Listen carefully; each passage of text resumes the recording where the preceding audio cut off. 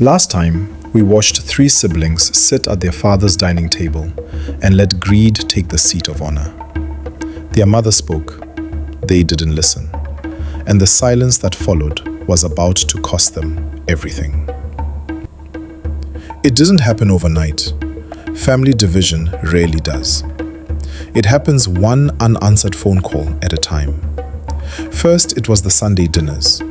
For years, the siblings had gathered at the house every Sunday after church. The grandkids running through the corridors, their mothers cooking, filling every room. But suddenly, Kwame was too busy with work. Abena had a headache. Kojo just didn't want to deal with the tension. The house their father built with love was now standing in pride. The family WhatsApp group, once filled with pictures of grandkids and daily prayers, turned into a cold, silent digital room.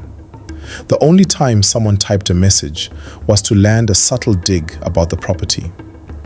As the months rolled into a year, the siblings stopped visiting entirely. Not because they hated their mother, but because the house had become a battleground. Kwame convinced himself he was doing the right thing. He was securing their financial future. If they couldn't see his vision, he would keep his distance until they were ready to sell. Abena held on to her bitterness. If Kwame and Kojo didn't care about her struggles, why should she make the effort? And Kojo, who lived the closest, was so exhausted by the toxicity that he stepped back too, assuming the others would check in. Everyone assumed someone else was handling it, and as a result, no one was.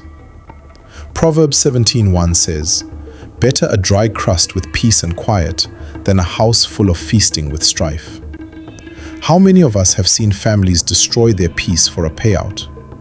We get so focused on the inheritance that we destroy the heritage. In kingdom business, your relationships are your bottom line. You cannot build a generational blessing on a foundation of family bitterness. While the siblings gave each other the silent treatment, the person who suffered the most was the one who had sacrificed the most, their aging mother. Left alone in the fading home. The roof developed a leak in the kitchen, but she didn't call Kwame because she knew he'd just say, "This is why we need to sell it." Her arthritis was getting worse, making it hard to cook, but she didn't call Abena because she didn't want to be a burden to a daughter already stretched thin. And she didn't call Kojo because a mother's heart breaks when her children are at war. And she couldn't bear to hear them speak poorly of one another.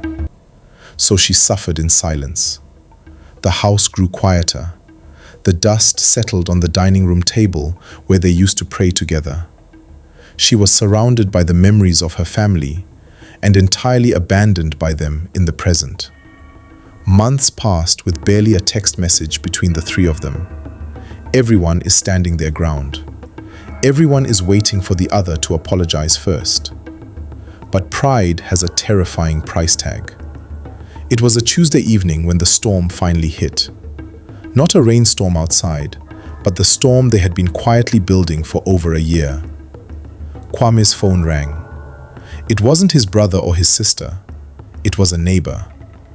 "Kwame, you need to come quickly. It's your mother. We found the front door wide open and she's on the floor. She's not waking up."